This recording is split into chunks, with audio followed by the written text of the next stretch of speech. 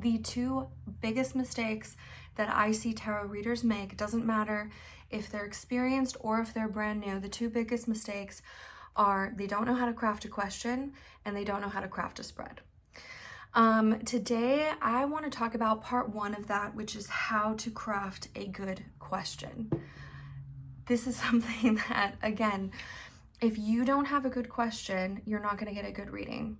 It's not going to, the answers that you're going to get are not going to be meaningful or powerful. And how we approach tarot, how we ask questions directly influences the power and the scope and the accuracy of our reading. Now, it doesn't matter if you've memorized all the cards in the deck. If you don't know how to ask a good question, you're going to get a poor answer. So this is why it's so important, and I see this happen all the time, even with experienced tarot readers. They'll get a client, which, to be fair, I don't expect clients to know how to ask a good question, right? A lot of people, they come to a tarot reading and they might have a feeling or a sensation or an idea that they think that they want to answer, but they don't really know. So it's our job as tarot readers, when someone comes to us, to help guide them, interview them, and help them craft something a lot more specific and powerful so that the reading is actually meaningful for them. And we're not just like wandering in the dark, kind of shooting vaguely at things. We want to be specific, we want to be actionable, and we want the reading to be powerful. And you cannot do that if you don't know how to ask questions. Now, I'm going to give you an example. Of someone coming in asking a bad question, right? And I've had this happen many times. So a bad question would be like, when will I be happy? When will I find happiness? Okay, first of all, it's not when, it's how, okay? Happiness is not like something you wait for, it's something you create. And second of all, happiness is not the right word here, because happiness is very much a state of being. It's not necessarily something that you achieve or you acquire. So I would start interviewing the client saying, well, what does happiness actually mean for you? Like, and let's say the person responds and they say, well, happiness to me is being successful. Say, okay, define success, because success for me means something different than success for you. Everybody on planet Earth has a different concept of success. So now the first thing is we've helped the client realize that they're not actually seeking happiness. What they're seeking is like success and personal achievement. And they, like a lot of people, confuse success with happiness. They're two very, very different things, by the way. So let's say, okay, now, they want success, not happiness. Okay. They think that happiness and success are correlated, which to some, they might. So I'll say, okay, define success for you. What is success? And they say, well, health, wealth, and relationships. Again, those are wonderful topics, but those don't define success because they're not specific enough. Like health, is happiness or success for you living to be 100, that form of health? Or is it being able to complete a Boston Marathon? Both categories fall under health, but they're both very, very different. And the solutions and how you would achieve those are drastically different. Same with love or relationships. Are you talking about self-love? Are you talking about spiritual love? Talking about romantic love, love in the community, relationships with your parents, with your partner? Again, yes, you want to be successful in health, wealth, and relationships, but you need to be more specific about what it is that success looks like to you and what about those topics reflects success in your psyche, because it's different for everybody. So then I would start drilling down with the client. I'd start asking them more questions. And sometimes people say, well, I don't know. Like, let's say let's say someone, we're talking about relationships, and they're like, well, I want to be successful in my relationships. And I say, well, what kind of relationships are going to bring you the most success? Again, people think that romantic relationships bring them the most success, but that's not always true. Because we're all different. We're all different. We all have different needs. We all have different walks of life. And, we live in a society that puts romantic relationship on a pedestal, and that's just not reality for a lot of us. We're not just always seeking romance. Like, there are other relationships in the world that bring value. So let's say the person says, well, I don't know.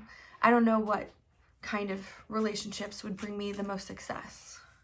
So then I would pull out my cards and I would start to shuffle. And I'd say, okay, let's see what tarot is recommending that we focus on today.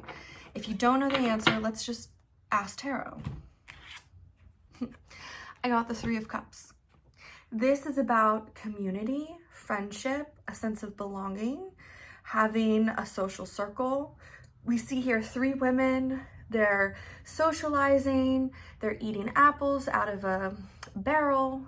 So if I was talking to this hypothetical client and I got this card, then I would tell them, well, tarot is indicating to us that our session today should be focusing on how you can deepen, strengthen, and invite friends into your life and have a social circle, have social love, have community love, not romantic love or other forms of love.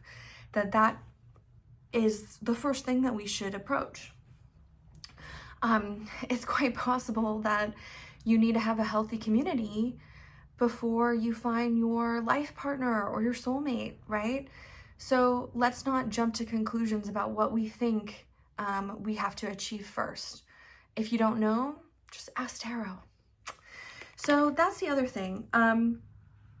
So each question, keep on breaking it down. Keep on interviewing the client so that it's clear and concise.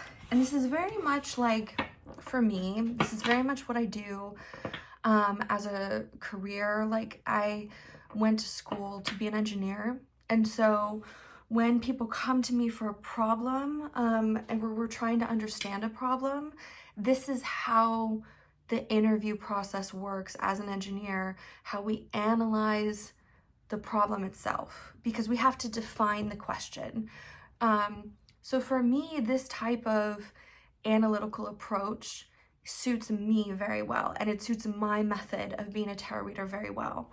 I don't want to just like pull something vague. If you come to me and you want a solution to your problem, first we need to define what that problem is.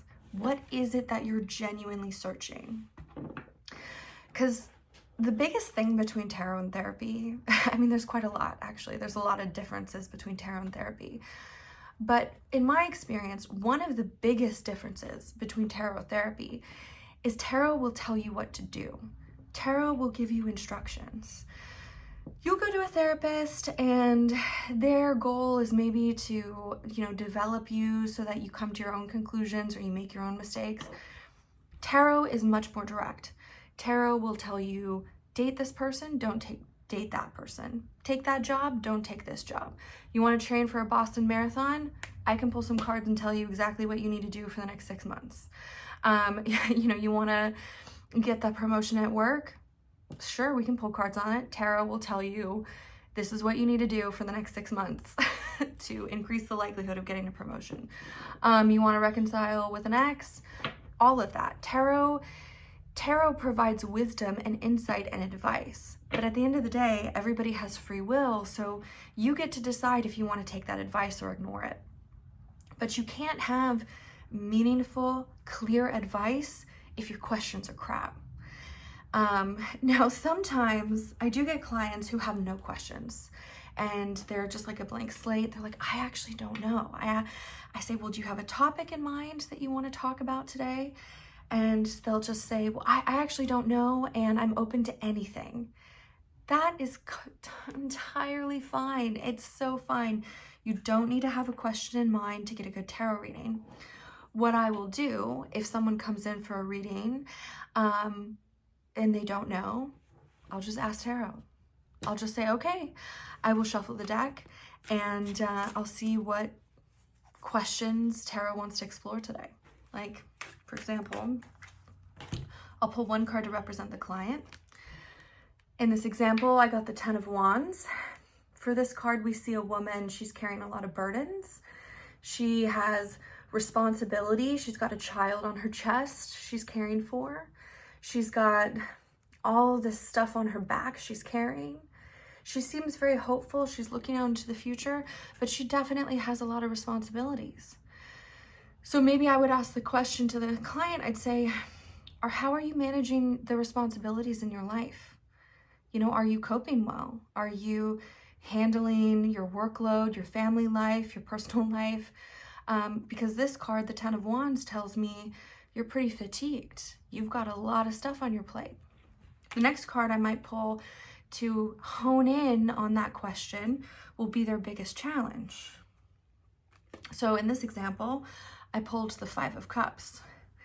If we look at the artwork here, we see a woman. She's dressed in kind of a mourning outfit, and 3 of her cups have spilled on the ground, and there's like a barren tree and a gloomy sky. This card is about sadness and loss and feeling a heavy weight on your heart. So if a client came to me and they said, I don't know what to talk about today, and I pulled these 2 cards, then I would say, okay, let's put them together. You've got a lot on your plate that you're carrying. You've got a lot of responsibilities.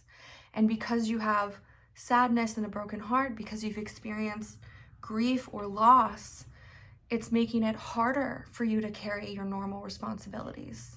It's making it harder for you to do the things in your life that you need to do.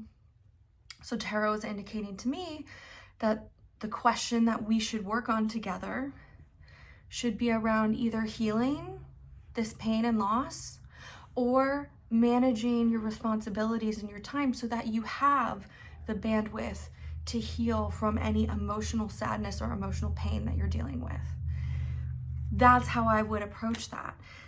Clients, they don't have to know a good question. They don't have to be, an expert in asking questions, but I do expect the tarot reader to be good at formulating questions and asking questions.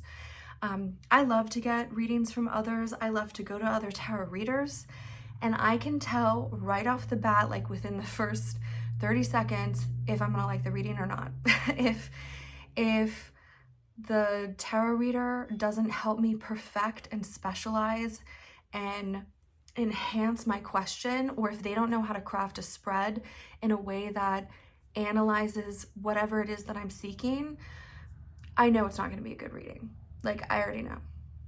It's going to be one of those like live, laugh, love platitudes that are like unimpressively vague, doesn't give me actionable items for how to proceed with my problems or my challenges.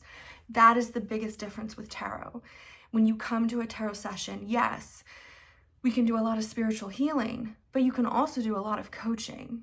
And coaching is specific, it's clear, it's actionable. And if people come wanting to know, how do I do something, or how do I heal from something, how do I achieve something, we need to make sure that we're asking the right questions, formulating the right spread so that we can give people meaningful answers. If you don't know how to ask a good question, you're not going to get a good answer. In my next video, I'm going to talk about how to craft a spread. This is a little bit more complex. I think it's a more engineering mindset. It's more analytical, it's more strategic, but it's, again, really important. So if you have any questions about what makes a good tarot reader, please feel free to drop them in the comments below. Yeah, thank you all, everyone, and have a great day. Bye.